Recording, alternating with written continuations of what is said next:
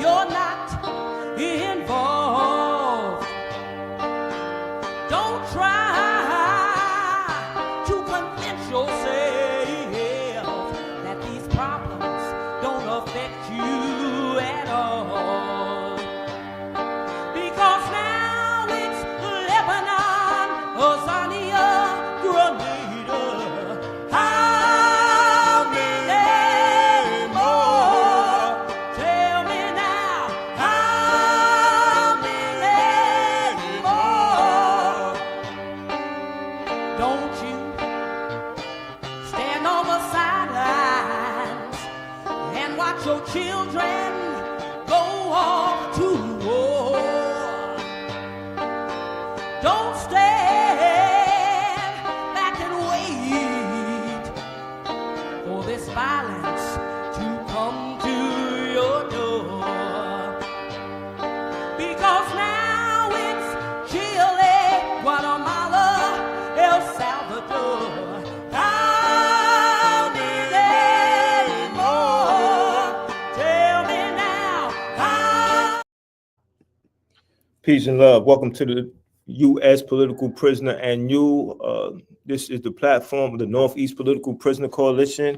This is day 13th of Black August. It's a time where we fast, we train, we educate ourselves, we recommit ourselves to our liberation cause. Before I introduce my guest today, I'd like to talk about who Ruchell Magee is, so we have an understanding about who he is as we get into the discussion, because his story needs to be told repeatedly, because what's worse than a tragedy is an ignored tragedy. So Ruchell Magee was born on an only child on March 17th, 1939 in the small town of Franklinton, Louisiana.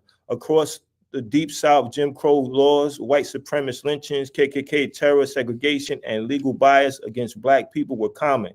In 1955, at the young age of 16, Ruchell was accused of aggravated attempted rape due to his relationship with a white girl in KKK territory.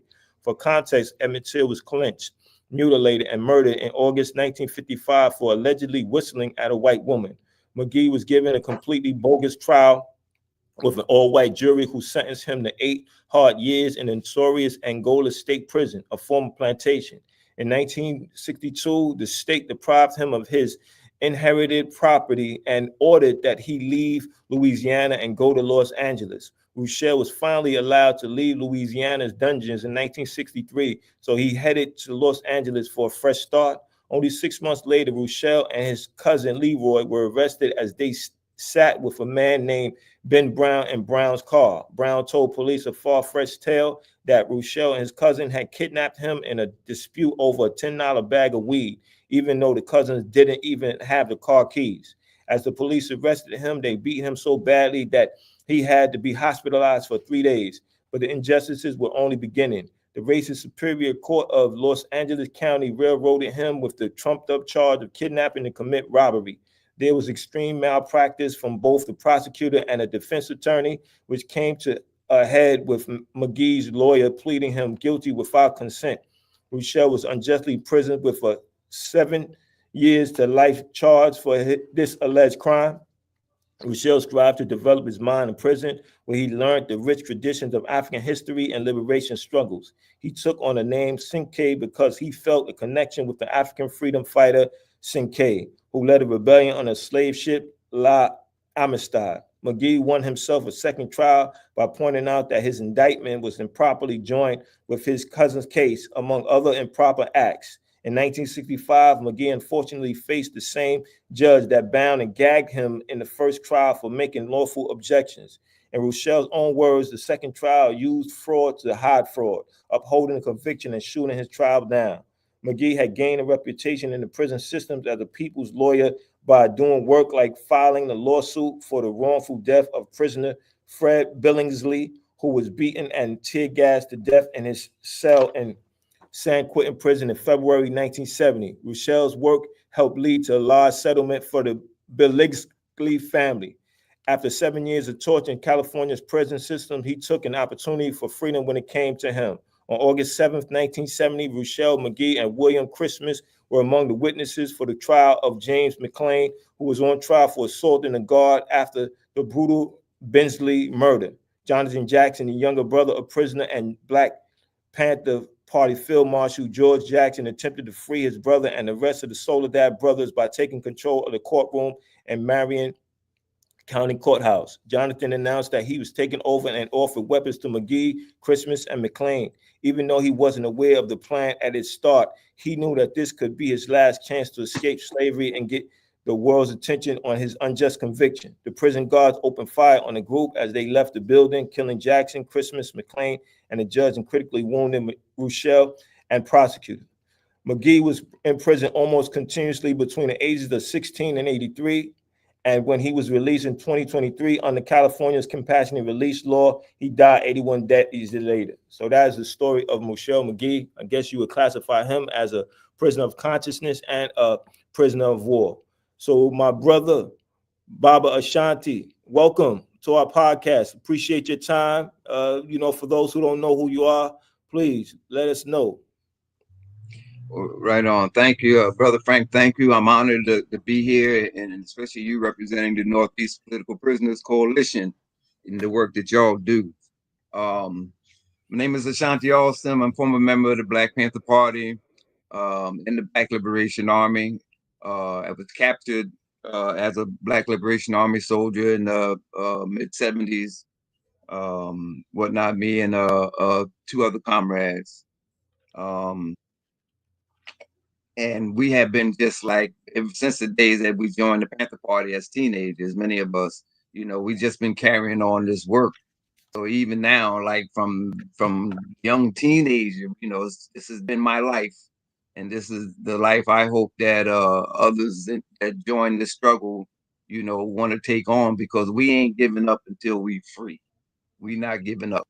So at present, I'm on the advisory board of the National Jericho Movement, but also fights for the liberation of our political prisoners. I live in Rhode Island, and I am very happy to be here. Welcome, brother. I appreciate your time. I appreciate the contributions you made to our liberation cause and immense sacrifices. And one of the things that I feel like the highest level of honor that we could give to brothers like you and other political prisoners is that we continue to work. We let them know that this is what we're trying to do. We don't have it all figured out. We are ready to accept your criticism and your consultation, because you put in the work, and it's a process. The fight is definitely ongoing. As we learn about Ruchell Magee and his story, I want to ask you first, how should Ruchell Magee be recognized during Black August? Well, the first thing is the context. Black August, and why Black August, as that constant reminder, that we in this continuous war of liberation, so that whole idea of Black August came about as to develop a new tradition around remembering our resistance, and how that memory has to be at our service to never forget how we got in this situation on Turtle Island, where these Europeans have come here with their colonization process, and they built this evil empire on the back of this turtle, and our presence here is a constant reminder. So Black August is that, and has been doing that job really well. I feel like in the last several years. So when you look at Ruchell, he has to be placed alongside of so many of our fallen warriors who have stood up for us and made such a tremendous mark. Like his name's Senku. I don't know if it's Senku or Senke, but we get it, right? Coming from the African who was enslaved on that ship called Amistad. They plotted that rebellion and how they was going to take this ship over and sail back to the motherland.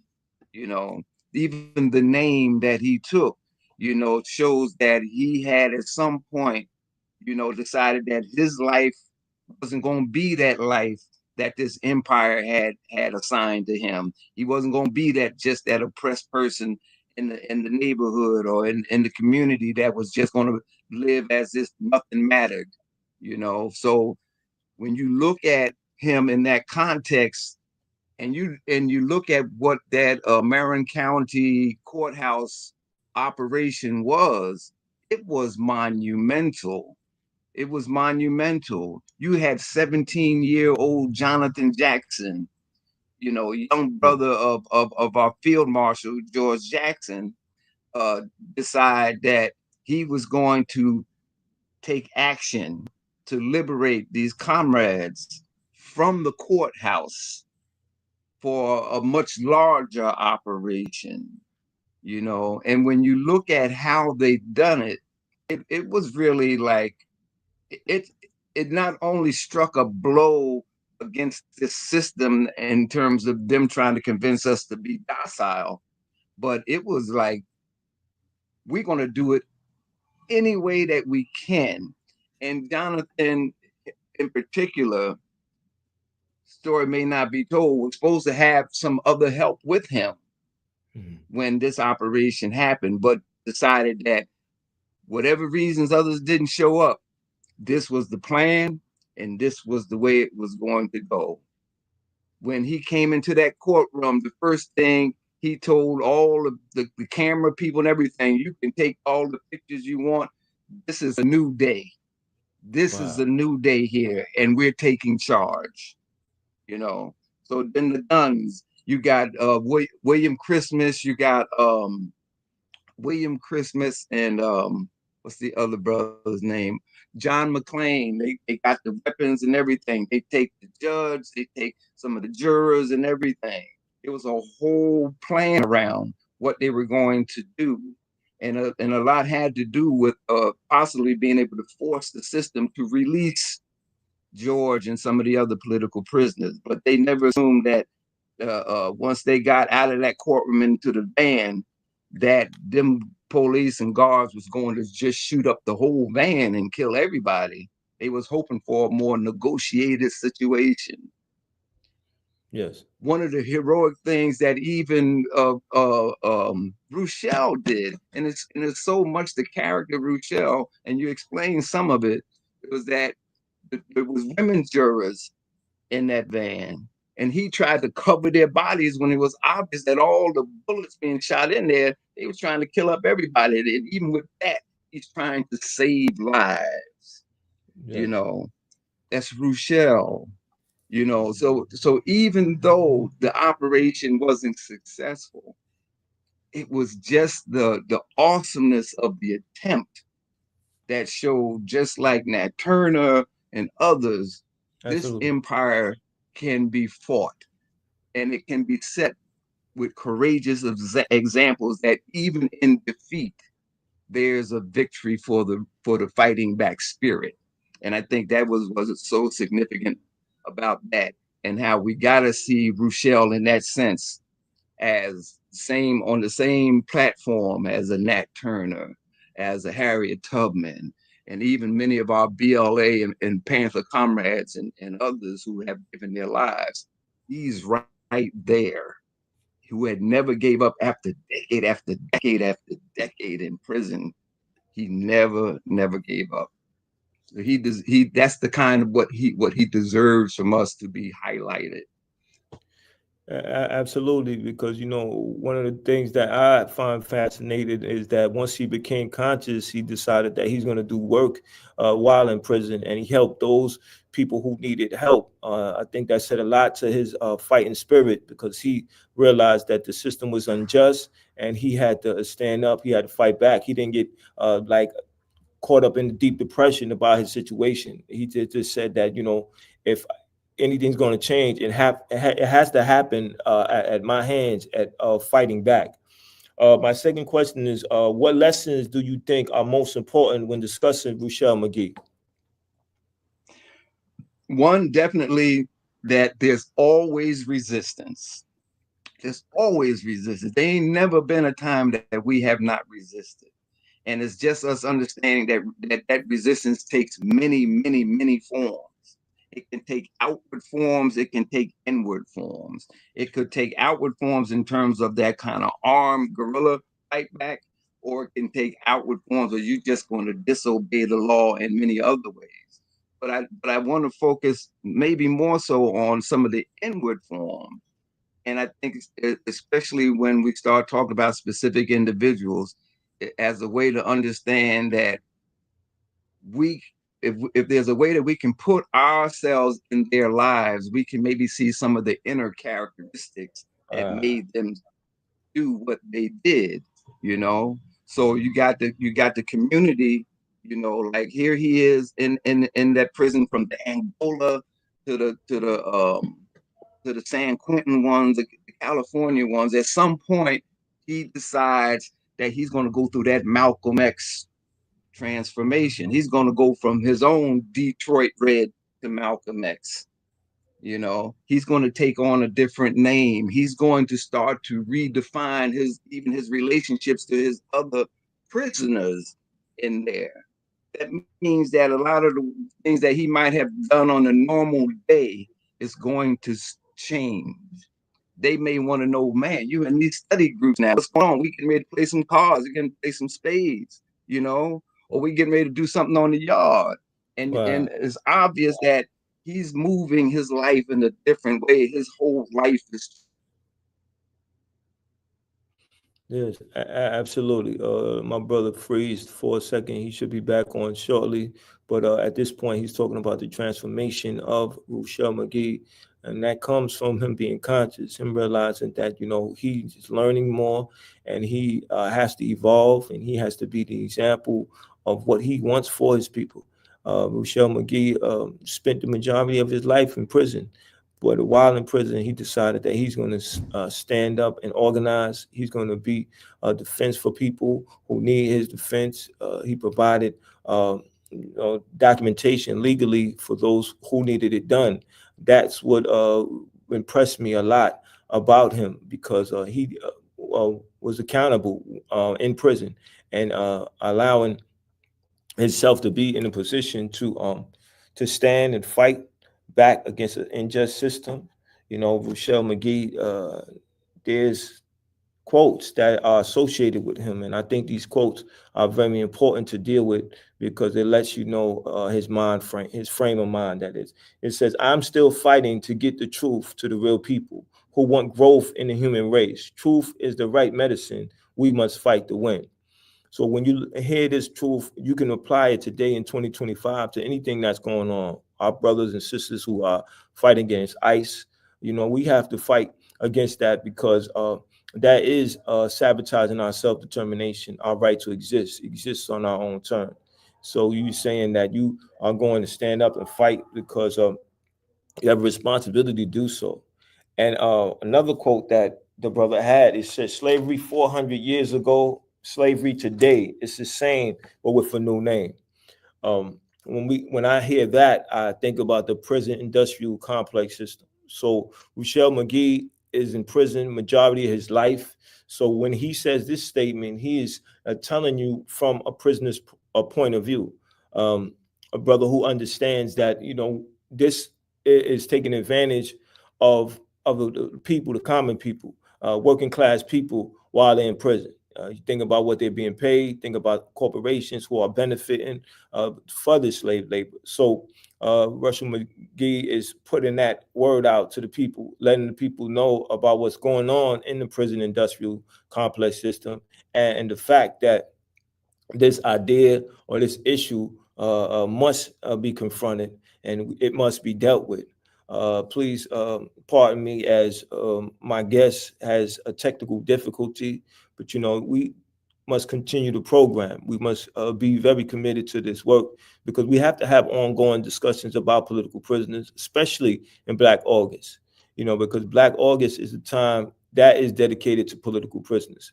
Who are they and what do they mean for us? What lessons we learn from their lives and how we need to commit ourselves to connecting with them, writing to them, be a part of organized work to bring them home. There's always something that you can do. You can get involved in fundraisers. You can get involved in Curb Fest, which are using culture as a weapon.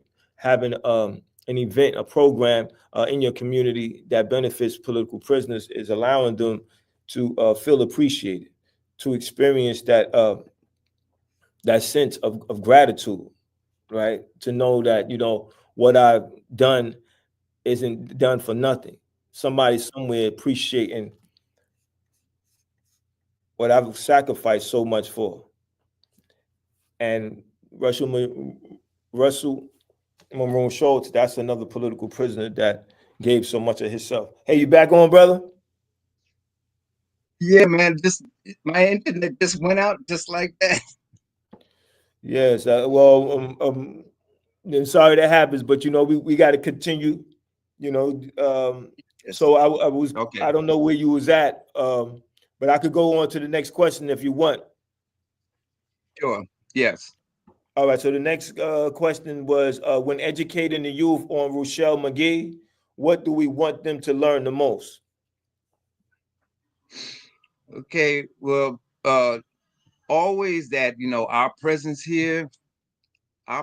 here is this is a part of that European colonization that we have got to get really clear on why we're here, how we got here, so that we can stop getting, like Malcolm say, bamboozled, into thinking that this system is going to do something good for us, free us, or include us, all that bullshit. Um, and that it ain't just merely like being in this, but to remember that revolutionaries all through our story have been telling us that we can't just settle for merely existing. We can't just settle for just, keep begging these people. We have got to be clear that we have got to be free. We have got to liberate ourselves, you know. We've got to define our own freedom, so um thinking about Ruchell is, again, he was always very clear. He would not stop using the word slave, rebel, slave operation. That's how he even saw the Marion County Courthouse operation. So it's a constant Wow. reminder, even for people that's into abolition today. It's like he always saw that connection, always saw it you know and and and so the other thing about him is, like, for people to see his life as we want people to see Malcolm's life, or in Afeni Shakur's life. Because Afeni Shakur, those people from the streets and all other stuff, the significance of the Black Panther Party was that it gave many of us who was like, you know I don't care whether you call us working class or in the streets, but the Panther Party was definitely an opening for many who was like in the streets, out of the streets, from the streets, in the prisons. It gave us a way to see us playing a dignified role in our own liberation struggle. So those people like Ruchell, to get the younger folks to see that there is a way forward for us, for younger folks to see themselves playing that heroic role. I've often shared with people, like, in terms of my own story, about how I got involved. This is during the '67 rebellion. It's Plainfield, New Jersey. Small, the Black community, it's a small town anyhow. Black community small, but to see the young Black folks in my neighborhood come back with M1 rifles and run the police out of the community. Oh, I'm 13, 14 years old. I In your know mind. I know how I want to see myself. A-Trap Brown's Die Nigga Die. He makes a comment around Plainfield, and he says that Plainfield had the only successful rebellion, and that was because, what they did, and there was this white cop that started it all. They beat Yeah. this white cop to death. So A-Trap Brown's thing was, in terms of the death count, one white cop got killed, no Black people got killed. He's like, oh, that's a victory, because that wasn't the situation with Detroit and Newark and other places like that. But for me, I saw the role I wanted to play. So it made sense for persons like me and Jihad Abdul Mamit, who we grew up together. You know, we knew when we found out about the Panther Party, what direction we wanted to go. And it's one with dignity. And it's Yes, sir. one, like Malcolm would say, by any means necessary. Even though we still teenagers, we were high school students. We're gonna be in this with dignity. We're not gonna be them niggas anymore. We are Yes. now new human beings in the making, in the process. willing to do whatever we had to do, whether it's being the most revolutionary community organizers or the most revolutionary guerrillas in the ranks of the Black Liberation Army. So when those things happen, like the Jonathan Jacksons and the Ruchells and the others, we know, like, yes, we in this. So yes, there's going to be loss of life, but like the Rupa say, there's going to be that on both sides, but it's going to be that until we win. And it has to be that kind of determination, like, we can win. We can win. Absolutely, brother. I appreciate you giving that historical reference, because that is important that we know about our victories, because sometimes, we feel down and we feel like this Yes. is not going to be no change. But then we got to remind of ourselves that there are people who fought back, and we need to be inspired by them. I think that, as we go deeper into Black August, it's important that we train. It's important that we fast. It's important that we study, and it's important that we take on the course or the responsibility of freeing our political prisoners. While you were in prison, did you have a defense committee? We had our group had maybe two. And let Okay. me tell you, this was during that time where there was not a lot of support for us. It was like support from those few groups and individuals that just stayed loyal to what we were about. They understood it. They was not going to let anything divert them. You talking about the National Committee for Defense of Political Prisoners coming out of Harlem, which was primarily started by members of the Black Panther Party. You had when we were captured in New Haven, Connecticut, it was a Trotskyist group that was also one of our main supports. But we wasn't on everybody's agenda. Many of the folks on the so-called left would not mess with us, And of course, them Black organizations that was trying to fit into the system, that wanted to become a part of it and all like that, they're not touching us. But one group I will give a lot of credit to was the East out of Brooklyn. You familiar with the Wow. East? Yes, Yeah, yes, the yes. I heard East. about them. The East was like a Black nationalist organization that kept the cultural aspects going. They would, if we had trials, whether whoever's was, the East was there because the East saw us, especially the Black Liberation Army, as Yes, sir. its army, Wow. and they would make sure they were there with the kids. And you're talking Yes, about sir. something that mattered, that mattered, that mattered. Other than that, especially many of us out of the BLA, it was always we captured, but that ain't it. We trying to figure out how to get up on out of here. We trying to get up out here to get back to the struggle. So we wasn't all that, well, we here, they gave us 50 years, I guess it's over. Our attitude was, this is just different terrain. This is just different war terrain. We gonna fight. We gonna educate, gonna organize, but every opening we see to get out of here, we taking. So Oh, that's wow. why it led to things like the liberation of Assata Shakur. And Assata wasn't the only one who was liberated. There was many attempts in between, many that did not work. But I'm proud to this day to say that even when they didn't work, we kept at it. We kept trying because we are soldiers. We are those slave rebels Yes, that brother. Rousseau talked about, you know. And so whatever the terrain, we're gonna fight. We're gonna fight. And when we have to change up the tactics because of that, right on. But the goal is our liberation. Our liberation must be had. Exactly. You gave me a lot to think about, and you gave our viewers a lot to think about when it comes to our political prisoners. I think that, we have to be very serious about our political prisoners. We can't let them be forgotten. We can't let them die in prison. We got to write to them. We got to put them involved in our conversations when we talk about our liberation. They are important. They made immense sacrifices. So, brother, I appreciate your time. I know you got some things to do, and you're always welcome to this platform. And thank you, brother, for everything. Well, thank you again, Frank, Brother Frank. Thank you. The Northeast Political Prisoners Coalition and HOLLA and New York National Jericho, all the folks that have been over the years supporting our political prisoners and prisoners of war. Your work means that we didn't do none of that in vain.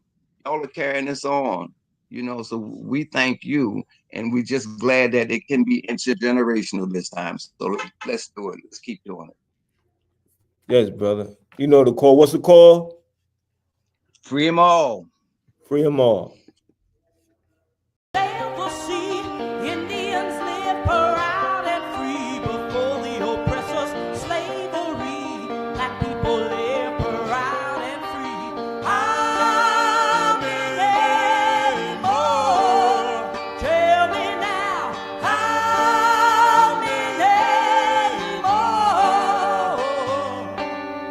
Don't you stand on the sidelines and say you're not involved. Don't try to convince yourself that these problems don't affect you at all. Because now it's Lebanon, Azania, Grenada. How many more? Tell me now. How many more?